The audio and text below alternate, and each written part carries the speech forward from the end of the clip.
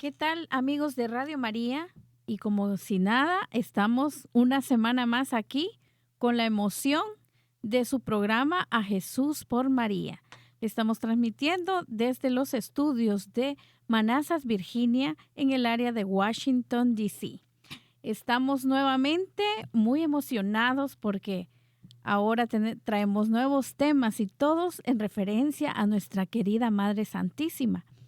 Y como siempre, nuestro invitado que nos trae el tema, que de verdad yo estoy muy emocionada porque siempre aprendemos algo de nuestra Madre Santísima. Y este tema, desde que me lo dijo, pues ha quedado en mi mente yo a ver de qué se trata, ¿verdad? Vamos a hablar este día de el silencio de María. Y como siempre tenemos a nuestro invitado estrella, al diácono Orlando Barros, que nos va a enseñar acerca de este lindo tema. ¿Cómo está, diácono? Bien, gracias a Dios. Ahí estamos, a pesar de todas las dificultades que se nos presentan en la vida diaria. Pero ahí vamos echando para adelante, Sí. siempre con la ayuda de Dios y lógicamente pidiendo cada día la protección y el amparo de la Santísima Virgen Y le María. agradecemos de todo corazón porque sabemos que es un hombre muy ocupado, trabaja en un hospital para los que no saben, más de 12 horas ahí metido y llega cansado y así hace un espacio para, bueno, para nuestra Madre Santísima y para todos nosotros que aprendemos mucho de usted. Sí, Así todo que sea gracias. todo sea para que de alguna manera nosotros también podamos colaborar ah, con el pueblo santo de Dios en la evangelización y cualquier cosa que nosotros aportemos, por pequeña que sea, y que sirva para la salvación de las almas, bienvenida sea. Igualmente le pedimos a todos los que nos escuchan, a todos los que nos siguen, que por favor recen mucho por nosotros, porque Así es. al igual que ustedes, nosotros también necesitamos oración Así. y oración constante para que podamos siempre seguir adelante. Y sobre todo por el proyecto de Radio María en general en el mundo que, como hemos hablado anteriormente en otros espacios, se necesita tanto, tanto, ahora más que nunca creo yo, de que ahora con la tecnología, con todas esas redes sociales, que a veces lejos de informarnos nos desinforman, Exactamente, ¿verdad? sí. Entonces, qué bueno que tenemos espacios como de estos Sí, de esto, sí. evangelización Radio y María, que Radio María. es un medio audiovisual de evangelización. Correcto. Y una manera de apoyarnos es dándole like a los programas, suscribiéndose en las diferentes plataformas y también compartiendo con sus amistades. Claro, En vez y de que compartan eh, a veces chistecitos, sí, ¿verdad? Es exactamente. mejor evangelizar, que Dios nos manda a todos a Sí. esa misión. No, y apoyar a Radio María, ¿no? En todos. Necesitamos también el apoyo de los voluntarios Claro, para que Radio María, pues, con su colaboración, siempre esté trabajando así en pro es. de la salvación de las almas. Y si está dentro de sus capacidades también apoyarnos económicamente, pues esas donaciones también Así las es. Y necesitamos porque recordemos que este es un espacio que no tiene patrocinadores, que exactamente. nosotros estamos aquí por la providencia de Dios y de María, pero también de la generosidad de la gente que nos sigue, que nos escucha. Sí, Así es que vamos a incentivar a la gente porque da tristeza, diácono, que a veces medios como estos tengan problemas económicos o a veces para seguir adelante claro.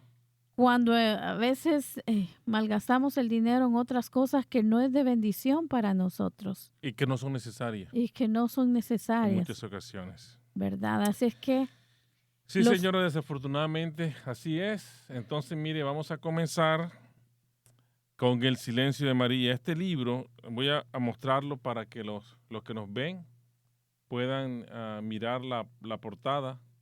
El autor de este libro es un sacerdote muy conocido que es el padre Ignacio Larrañaga. El padre Ignacio Larrañaga es un sacerdote español, o fue un sacerdote español, capuchino, que nació en Azpeitía, España, el 4 de mayo de 1928. En 1940, o sea, cuando tenía 12 años, ingresó al seminario de los capuchinos y fue ordenado en 1952, o sea, 12 años después, cuando tenía 24 años, en Pamplona. Estuvo en España hasta 1959, cuando se radicó en Chile. Y en Chile realmente él comenzó su apostolado como predicador, como escritor y como organizador de conferencias, cursos y retiros.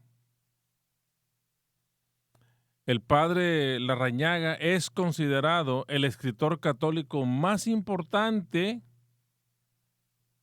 del último siglo. Escribió apenas 16 obras, pero estas han sido traducidas a más de 10 idiomas, sus 16 obras. Y murió en Guadalajara, México, el 28 de octubre del 2013. Oh, recién. Sí, o sea que tiene escasamente, va a cumplir 10 años.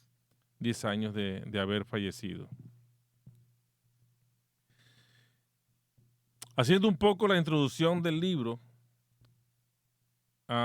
yo tomé unas frases que están escritas por el padre Larrañaga y que a mí me llamaron la atención y que quiero compartir con ustedes. Perdón. La importancia o por qué nosotros decidimos hablar del silencio de María. Muy buen tema. Primero porque es un libro muy conocido, es un libro que muchas personas han leído. Incluso en la Legión de María se recomendó y muchas personas lo compraron. Y me han hecho algunos comentarios de que si podríamos explicárselos un poco porque a veces es difícil de entender. Oh, muy bien. Es difícil de entender. Entonces eso es lo que nosotros vamos a hacer el día de hoy y en unos próximos programas también. Vamos a tratar de explicar el libro. Dice el padre Ignacio Larrañaga que María no es soberana, sino servidora. No es meta, sino camino. No es semidiosa, sino la pobre de Dios, la esclava del Señor. No es todopoderosa, sino intercesora. Es por encima de todo la madre que sigue dando a luz a Jesucristo en nosotros. La Theotokos es, pues, la madre de Jesucristo, la madre de la iglesia y madre nuestra. Recuerda que aquí hablamos cuando estábamos en los programas de la preparación para la verdadera consagración a la Santísima Virgen María por San Luis María. Hablábamos de la Theotokos y decíamos que por allá se había encontrado en unas cuevas en Egipto unas figuras y unas esculturas y unas pinturas que hablaban de las Theotokos. La identificamos como la Theotokos, que es la paridora de Dios, la que da a Dios a luz, o la que da a luz a Dios. Y el padre Larrañaga dice que esta Theotokos es pues la que dio a luz a Jesucristo y sigue dando a luz a Jesucristo cada día, sigue pariendo a Jesucristo cada día, para nosotros, para su iglesia. Dice el padre Ignacio que la Madre de Dios precede y guía a sus hijos en su lento caminar. Este es un camino largo, difícil, tedioso. Algunas veces nos cansamos, algunas veces nos caemos. Pero allí está María igualmente para guiarnos, para ayudarnos, para apoyarnos, para darnos su mano y ayudarnos a levantar. Y esto lo hace María únicamente por amor, por su humildad, por su silencio y por su fe profunda en Dios. de la conversión interior y del enriquecimiento espiritual.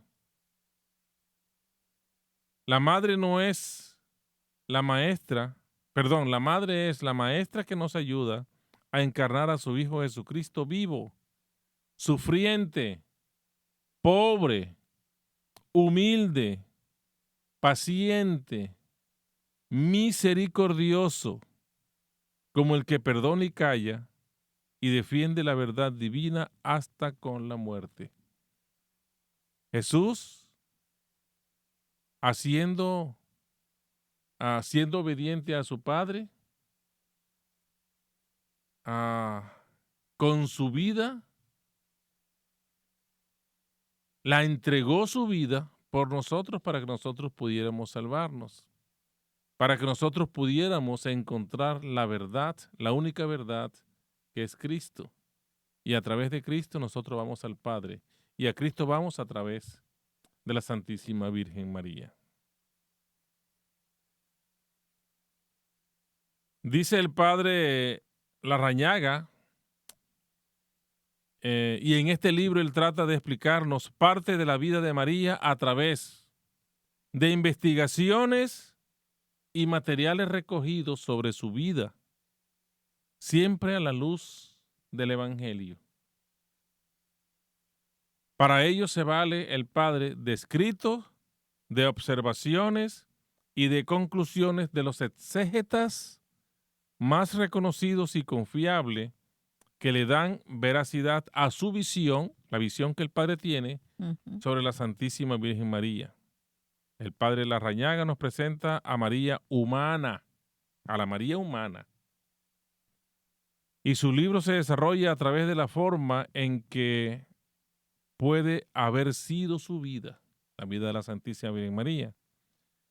Llena lógicamente de alegrías, llena de dolores, de incertidumbres, de dudas, de tristezas, pero sobre todo una vida llena de fe, que es lo que a nosotros nos debe llamar siempre la atención.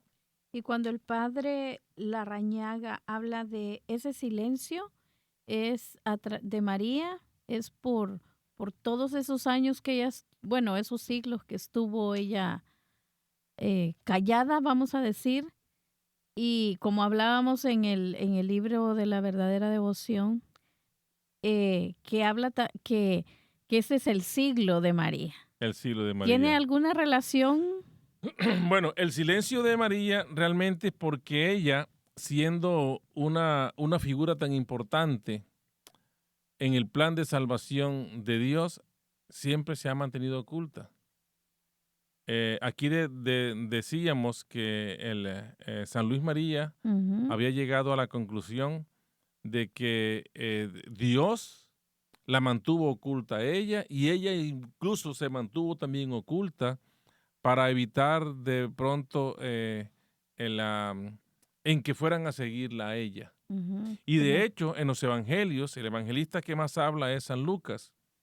Y en el primer capítulo vamos a desarrollar una serie de conclusiones a las que ha llegado el padre y otros exégetas, lógicamente, sobre este silencio de María, la importancia de este silencio y por qué María es silenciosa. Porque ella no quiso mostrarse a sí misma, ¿verdad? Y quiso siempre mantenerse oculta, porque en María lo que priva siempre es la humildad. Y es la humildad porque ella es la esclava del Señor. Ella quiere ser únicamente servidora.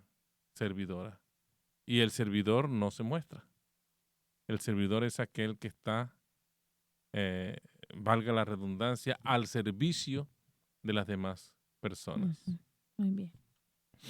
Entonces el libro está más o menos, bueno, está compuesto de 4 capítulos. Nosotros vamos a tratar de desarrollar un capítulo por cada programa.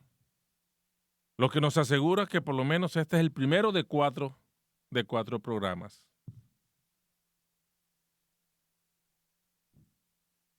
Comienza el libro con un himno bello, maravilloso, que se llama Himno Silencio, la señora del silencio o señora del silencio. Es un himno hermosísimo que sería bueno que ustedes consiguieran el libro y leyeran o recitaran este himno que es hermosísimo. Okay. Luego en el capítulo 1 habla primero del retorno. Y en este retorno hay dos aspectos importantes. Primero, habla él de la fuente sellada Ujú. y en la segunda parte, rasgos de una fotografía. Pero en esta fuente sellada nos traslada a los mismos principios de la iglesia naciente, de la iglesia que está comenzando, de esa iglesia que Cristo fundó y que nació y se hizo pública, nació porque fue fundada en la figura de Pedro, pero en la fe de los apóstoles, pero que se hizo pública el día de Pentecostés. Entonces, a través de investigaciones y a través de conclusiones de los primeros años, viendo todo esto a través también del Evangelio, especialmente el Evangelio de Lucas y algunos aspectos del Evangelio de San Juan, se llega a una conclusión, que es la que nosotros vamos a tratar de transmitir y dilucidar en este programa. El capítulo 2 nos habla de la peregrinación. Tenemos el retorno y porque vamos a saber por qué es el retorno, el capítulo 1. Okay. El capítulo 2 nos habla de la peregrinación. Y está también dividido por secciones. La primera sección es el eterno caminar. La segunda sección es feliz tú porque creíste. La tercera, hacia el interior de María. Ujú. Y la cuarta, María ante el silencio de Dios. Y cada uno de estos tiene unos puntos específicos que vamos a desarrollar. El capítulo 3 nos habla entonces de la fidelidad en el silencio. El drama de un silencio y el prodigio en el seno del silencio. Y en el capítulo 4 nos habla de la Madre del Señor. Y al final nos habla de la travesía. ¿Por qué María es Madre nuestra? También hay una sección importante que él intituló Entre el combate y la esperanza. Y al final hay una conclusión. En esa conclusión nosotros vamos a tener más o menos una idea de lo que era María, eh, de, eh, de acuerdo a la visión que tiene o que tuvo el padre Ignacio Larrañaga, basado lógicamente en escritos y conclusiones de algunos exégetas que los podemos citar en el transcurso de los programas y siempre, siempre, siempre bajo la luz del Evangelio. Muy bien. Muy bien, entonces eso es más o menos el esquema que nosotros vamos a seguir. Entonces hablamos del capítulo 1, En el del retorno. el retorno, Ajá. exactamente. Y la primera parte de este retorno nos habla de la fuente sellada.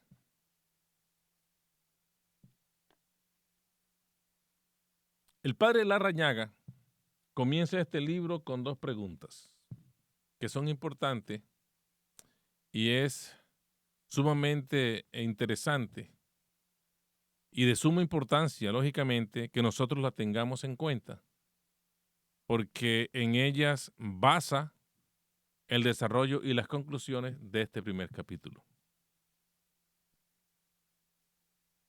La primera pregunta es, ¿quién contó la historia de la infancia? De la infancia de María y de la infancia de Jesús.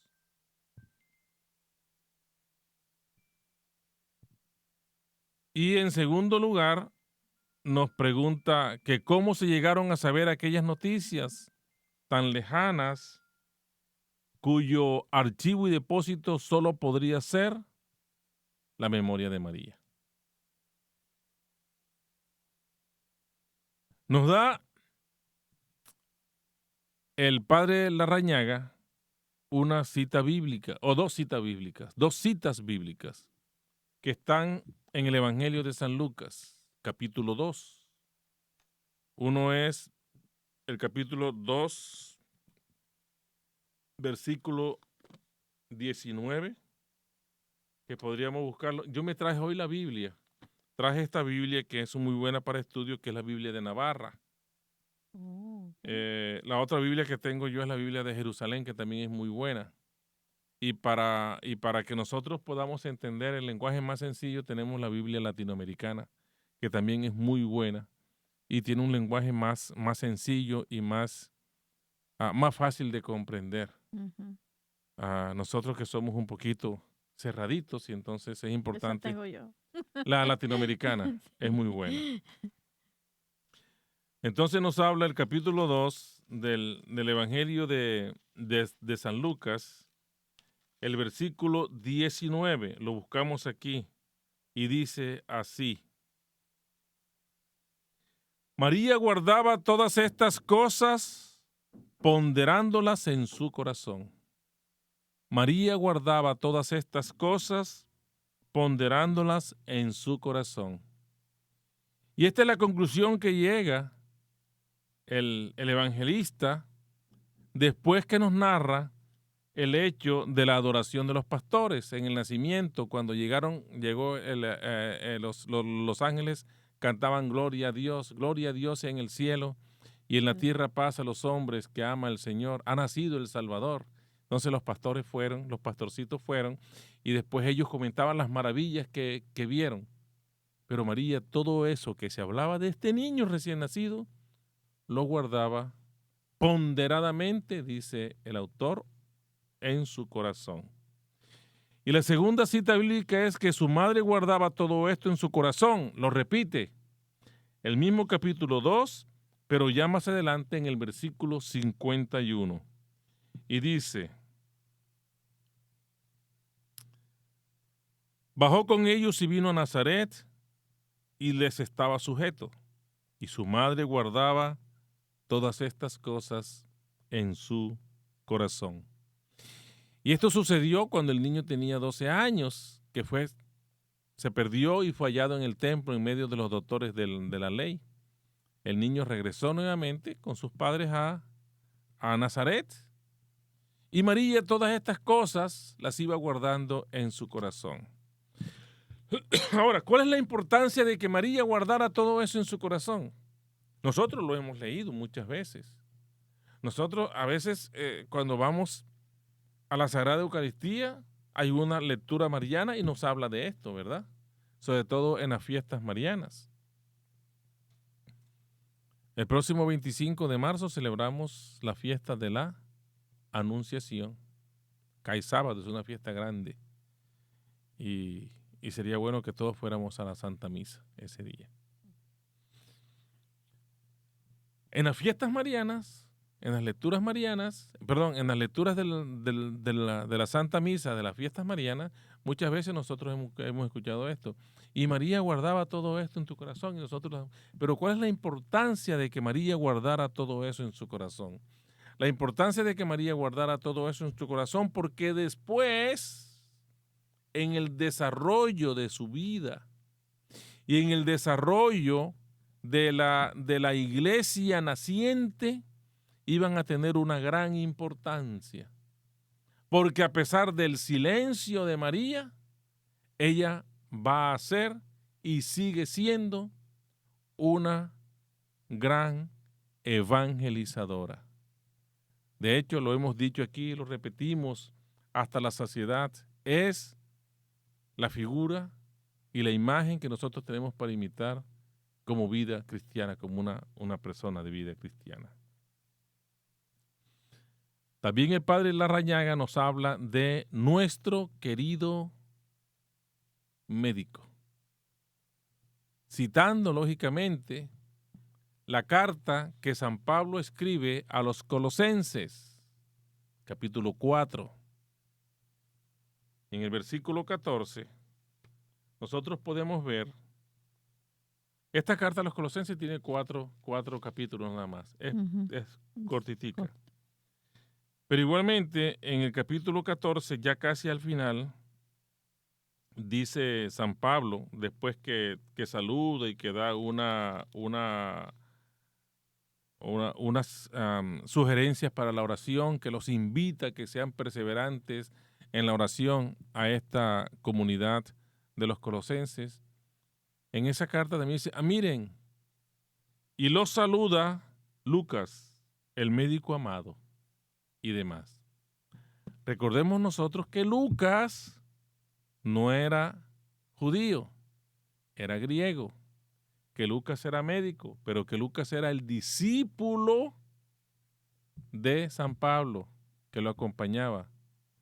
Dicho de alguna manera, era el médico personal de San Pablo y lo acompañaba. Aquí nosotros vamos a de pronto a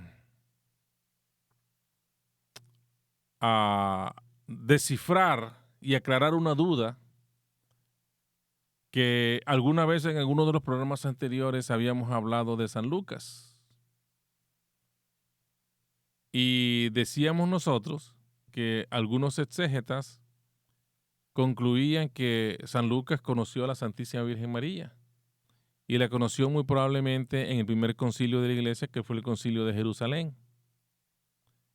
Pero sin embargo hay unas conclusiones de otros exégetas y del mismo padre Larrañaga, donde el padre se atreve a afirmar que fue imposible que Lucas conociera a María.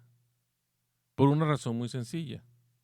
Porque el Evangelio de San Lucas fue escrito más o menos en el año 70-80 y para esa época en un país subdesarrollado, como era la tierra de Israel en esa época, Jerusalén, y además de eso las personas no tenían mucha longevidad, por lo tanto no iban a llegar a ser tan ancianos. Acuérdense que comienza la historia se parte en dos con el nacimiento de Jesús, que es el año 1, y Jesús muere 33 años después y sube al cielo, pero María ya tenía como 15 años, lo que significa que para el año 70-80 María podría tener más o menos 85-95 años. Y probablemente más, entonces es imposible que Lucas la hubiera conocido. Es la conclusión que llega el padre Larrañaga, basado lógicamente en conclusiones de los exégetas, de algunos exégetas, sobre todo de los más reconocidos. Investigar y transmitir. Dice el padre que puesto que muchos han intentado narrar, esto es importante porque también está en el Evangelio de San Lucas, y es el capítulo 1 de San Lucas, y yo traje la Biblia porque quiero leerlo también.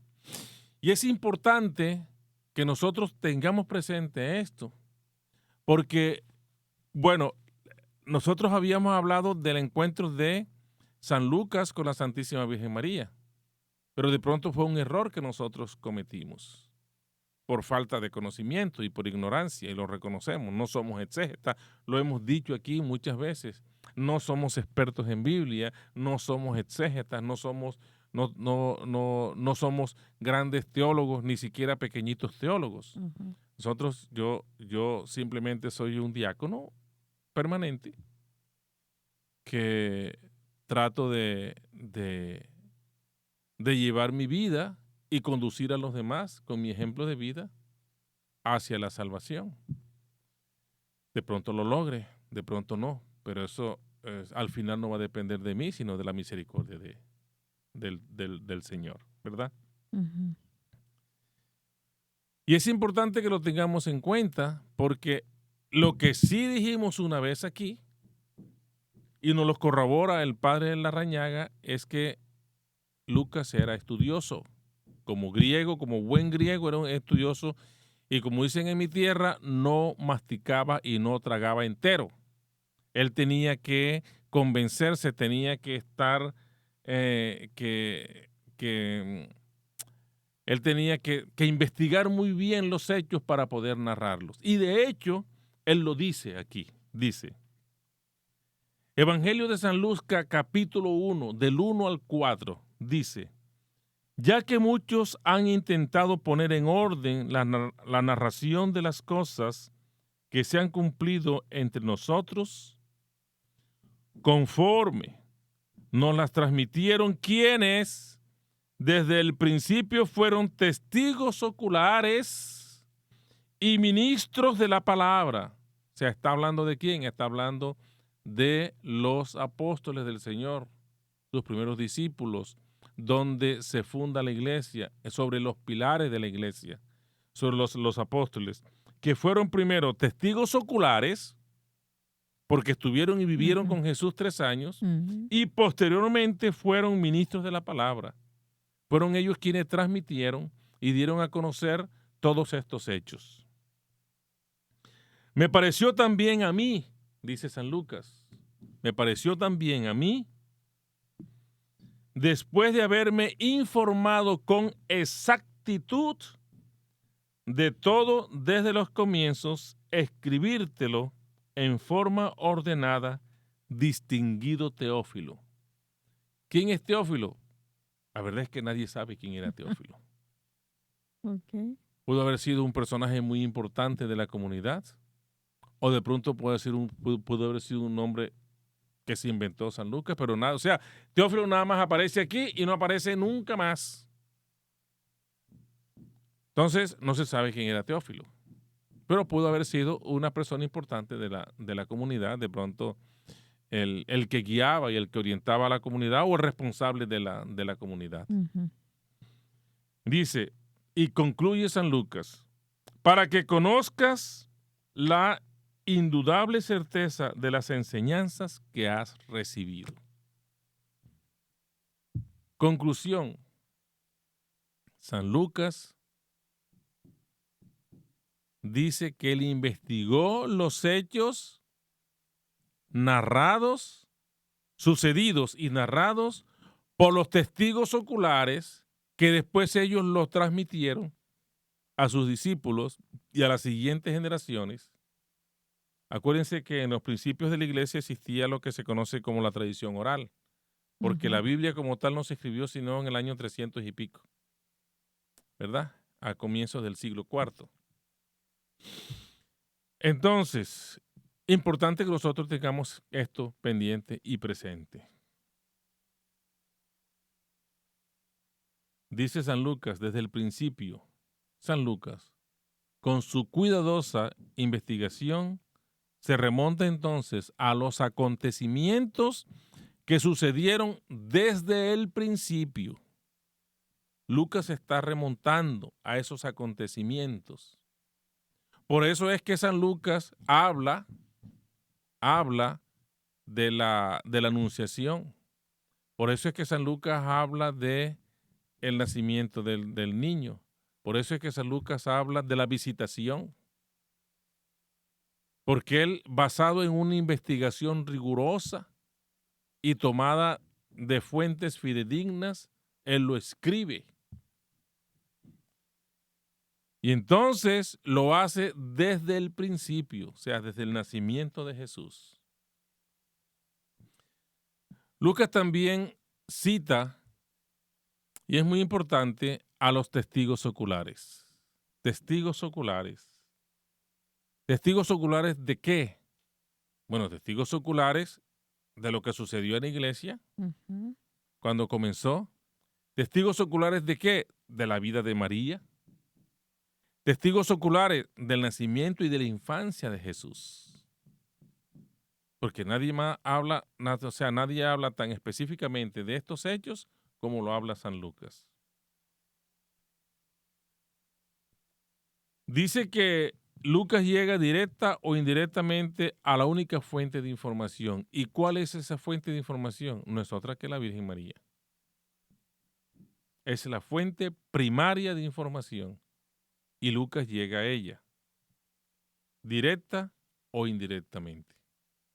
Entonces, no se descarta lo que habíamos dicho nosotros, ¿verdad? Ujú. Que de pronto él conoció a la Santísima Virgen María. Pero parece ser que por cronología de los hechos, Ujú. no fue posible que la conociera. Y por eso el padre Larrañaga dice que llega en una forma directa o indirecta a la Santísima Virgen María, que es la fuente primaria de información. Y habla que también de estos testigos de las palabras fueron también, perdón, de estos testigos oculares fueron después servidores de la palabra.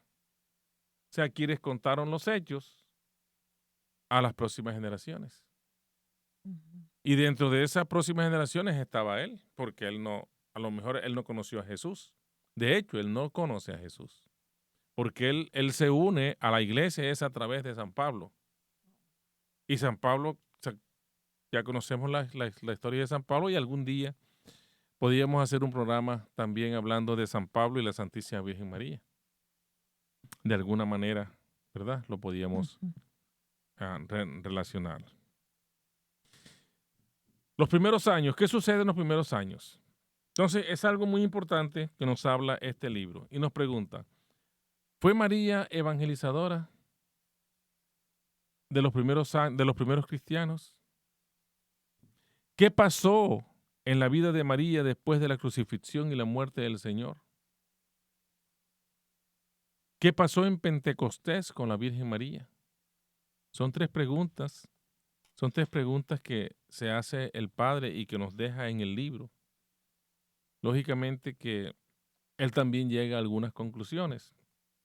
Y las conclusiones es que María muy probablemente fue evangelizadora. Y lo vamos a ver al final del capítulo. Hay unas conclusiones bien interesantes. De este capítulo 1. De este capítulo 1, sí. Okay. ¿Y qué pasó en la vida de María después de la crucifixión y la muerte del Señor? Que nosotros sabemos, por lo que está escrito en los evangelios, sobre todo que San Juan habla de la presencia de la presencia de María al pie de la cruz, en el Calvario, en el monte Calvario. Y él entonces le entrega desde la cruz a Juan para que se haga cargo de María como su madre, y Juan la recibe como su hijo, por mandato de su maestro, del Señor. Pero ¿qué pasó con María después? Dice la palabra también, el Evangelio de San Juan, nos dice al final de este capítulo, del capítulo 19 de San Juan, que desde ese momento el discípulo se la llevó a su casa. O sea que María fue a vivir con Juan y estuvo con Juan, vivió con él. ¿Hasta cuándo? Hasta los últimos días y los últimos instantes que estuvo ella en la tierra. Porque sabemos que María ascendió al cielo en cuerpo y alma y que su cuerpo no sufrió la corrupción de la muerte. ¿Qué pasó con María en Pentecostés? Pues también sabemos nosotros, por los evangelios, perdón, por los hechos de los apóstoles, en el libro de los hechos de los apóstoles, que María apareció allí, estaba reunida con los apóstoles. Y es lógico pensarlo. Es lógico pensarlo porque si Juan se encargó de ella se fue a vivir con Juan. Entonces Juan la toma como su madre. Y es importante que nosotros tengamos esto en cuenta, porque al final el padre Larrañaga, al final de este capítulo, también hace unas conclusiones de suma importancia. ¿Nos quedan cuántos, Pepe? Como 20 minutos, ¿verdad? 10 minutos. 10 minutos. 10 minutos, ok.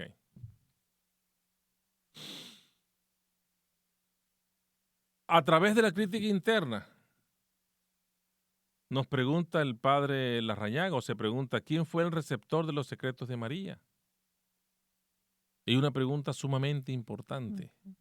Dice, ¿quién fue el autor de los 2 primeros capítulos del Evangelio de San Lucas? Hay unos hechos que ya nosotros sabemos y podemos concluir que Lucas no fue testigo ocular, porque hablan del nacimiento de Jesús, hablan de la infancia de Jesús y hablan de eventos que sucedieron en la vida de María, incluso antes del nacimiento de Jesús. Entonces, ¿por qué Lucas sabe eso? Dice el padre que muy probablemente, bueno, él nos dijo que él llegó a la fuente primaria, indirecta o indirectamente, que es María, ¿verdad? Entonces ahí tenemos ya una idea. María fue quien narró estos hechos, ¿verdad? El padre cita a un exégeta varias veces que yo quise traer el nombre, que se llama Paul Getter. Y dice Paul Getter que Lucas escribió su evangelio entre los años 70 y 80, lo que habíamos dicho. Imposible recibir la información de los labios de María, porque para la fecha seguramente ya la Virgen no estaba en la tierra, lo que habíamos dicho nosotros anteriormente. Entonces, Paul Getter dice que Lucas copió el texto griego como lo había encontrado. Entonces dice, mira, Lucas llega a la fuente directa, que es María, pero también lo puede hacer en una forma indirecta. Y una forma indirecta es a través de escritos. Y el idioma que prevalecía en la época de Jesús era el griego, aunque Jesús hablaba arameo, pero los escritos se hacían en griego. Entonces probablemente después de la muerte de Jesús, alguien escribió. ¿Quién no pudo haber escrito? Pudo haber sido María o pudo haber sido otra persona, ¿verdad? Entonces dice, Juan el Hijo. Entonces, el padre Larrañaga también cita a San Juan. Y nos dice, nos hace una pregunta, ¿y si Lucas no fue el autor, por dónde llegaron esos escritos a sus manos? ¿Quién se los dio? Una conclusión lógica es pensar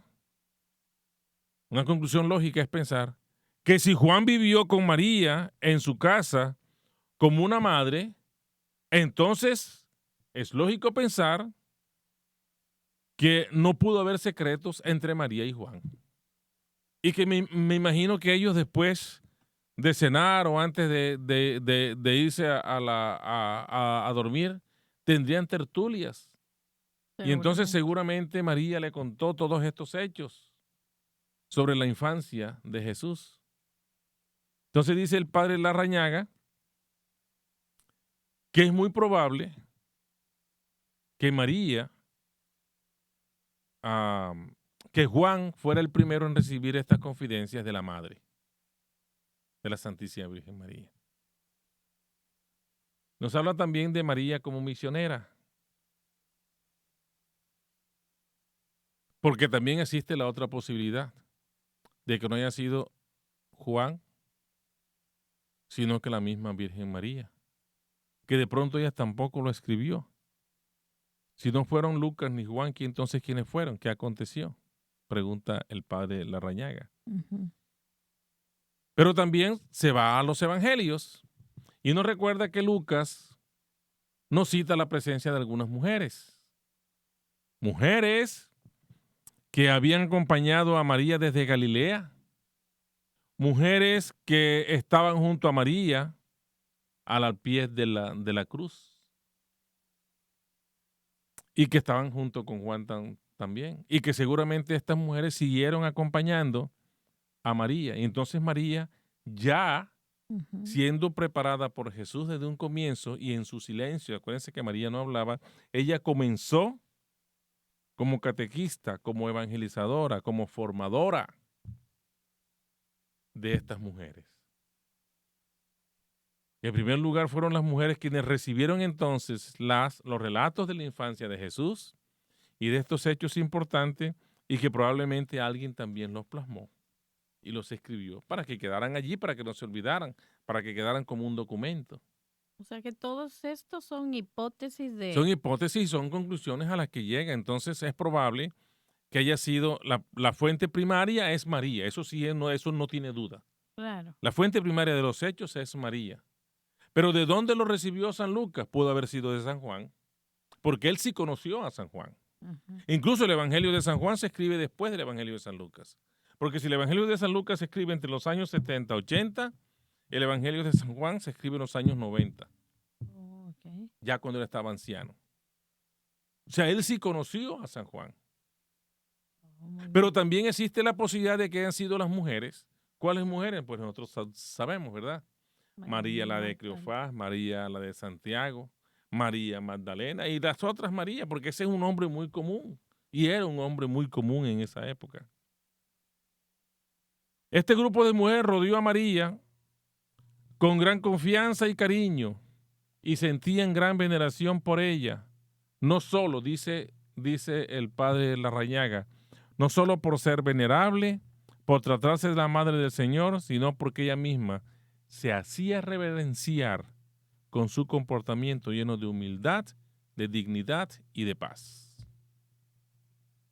La sola presencia de María hacía que ellos la veneraran, la amaran, la vieran a ella como la madre.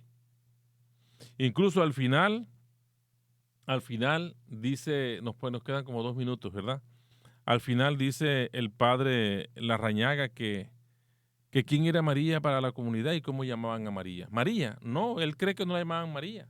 Y no cree que la llamaban María porque había muchas Marías. Y entonces, como ella era la madre, no solamente la madre del Señor, sino que era la madre de Juan, y seguramente los discípulos la llamaban madre también, porque seguramente María tenía que ir a las reuniones con Juan y Juan se la llevaba. Y cuando hacían las reuniones en casas de Juan, ¿dónde estaba María? Pues ahí con Juan. El día de Pentecostés, ¿dónde estaba María? Pues en la reunión que tenían los discípulos, porque todos estaban huyendo. ¿Y ella qué hacía? Consolarlos. ¿Ella qué hacía? Animarlos. ¿Ella qué hacía? Darles esperanza. Lo mismo que hace con nosotros hoy en día. Nos consuela, nos da esperanza, nos anima. Así Y es. nos invita siempre a seguir adelante. Pues lo mismo hacía María en la iglesia naciente. Entonces dice el padre que seguramente a María la llamaban madre. Madre, la madre, la madre, la madre, la madre. Por lo tanto, María era la madre de Jesús, la madre de la iglesia naciente, y entonces lo más seguro es que la llamaran madre. María había dado a Jesús en Belén según la carne.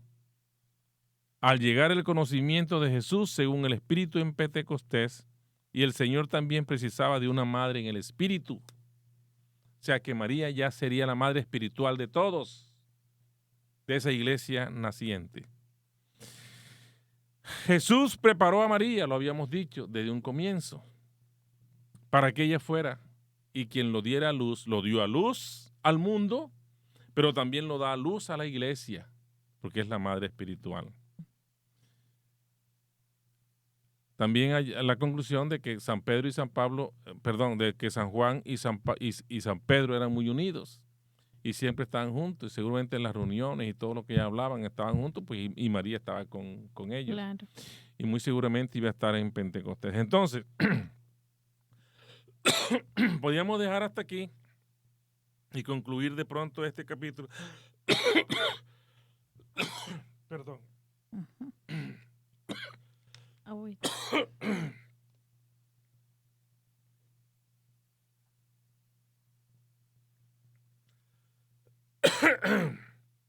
Podríamos dejar hasta aquí. Primero por las dos. Podríamos, sí. Vamos a dejar bueno, y vamos en el próximo programa vamos a ver la conclusión. La conclusión de este primer capítulo. Y comenzamos entonces y desarrollamos el segundo capítulo. Perfecto. Bueno, Perdón. yo Que sé. tengo una alergia estacional. Y en primavera y en el invierno me afecta mucho. Bueno, entonces. Cerramos hasta aquí. Sí. Y por cuestiones de tiempo, ya nos pasamos 2 minutos. No, todavía no, pero Sí. no sé si hacemos una pequeña oración. Claro que sí. Bueno, en el nombre del Padre, del Hijo. En el nombre del Padre, y del Hijo, y del Espíritu Santo. Amén. Te alabamos, Señor, y te bendecimos. Te damos las gracias porque nos has permitido desarrollar este programa. Te pedimos, Señor, que nos envíes siempre tu Espíritu Santo, que nos regales tu gracia abundante, porque con tu gracia nosotros podemos entender lo que tú quieres de nosotros y podemos descubrir el camino que debemos seguir. Pedimos también la intercesión de la Santísima Virgen María para que nos proteja, para que nos guíe, para que nos acompañe, para que nos aliente, para que nos consuele, como lo hacía desde la iglesia incipiente y naciente hasta nuestros días. Amén. Amén. Bendita sea tu pureza y eternamente lo sea, pues todo un Dios se recrea en tan graciosa belleza. A ti, celestial princesa, Virgen Sagrada María, yo te ofrezco en este día alma, vida y corazón. Mírame con compasión, no me dejes, Madre mía, hasta que nos pongas en paz con nuestro Señor Jesucristo y todos los santos. Amén. Amén. En el nombre del Padre, y del Hijo, y del Espíritu Santo. Amén. El Señor esté con ustedes. Y con su espíritu. Y la bendición de Dios Todopoderoso, Padre, Hijo y Espíritu Santo, descienda sobre ustedes y permanezca para siempre. Amén. Amén. Pueden ir en paz. Demos gracias a Dios. Bueno, esperamos que nos acompañen el próximo domingo, siempre a la misma hora. Y por favor, denle like al programa y por favor, compártenlo porque es un tema muy, muy bonito. Bueno, hasta la próxima. Dios les bendiga.